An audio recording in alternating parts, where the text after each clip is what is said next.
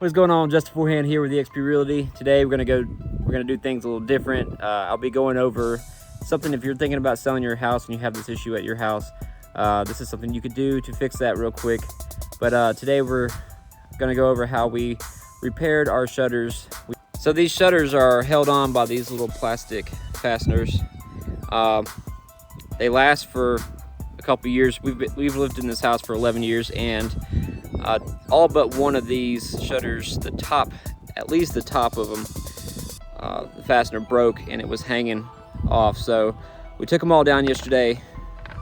We repainted them, and we've put them all back up using just a screw and washer, and then we put an anchor in the hole that was existing from when they put the plastic fasteners in. So this is what we used. We used a number 12 3-inch screw, anchor, and then washers. We got these at Home Depot. We went to Lowe's, but they didn't have the number 12 screws or number 12 anchors. But they're all going in quite nicely.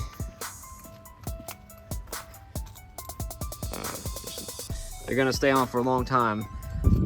When that anchor opens up, it grabs a hold of that concrete or brick and stays on quite nicely.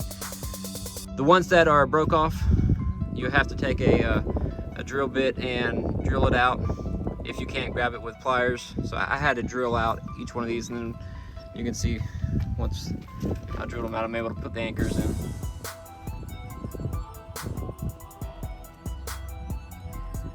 But this was our project over the weekend. We didn't get started until yesterday afternoon, so we're finishing it up today on this nice and overcast President's Day.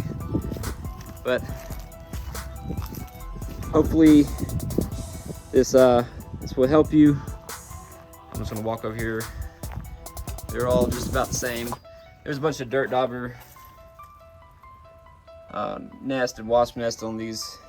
We chose to wait till the winter time to do this so that they wouldn't be active, especially the wasp nest. We got them all on the house. Looking good. You should stay on a long time. All right, y'all. Y'all have a great rest of your week, and we'll see you on Friday for a market update. Bye-bye.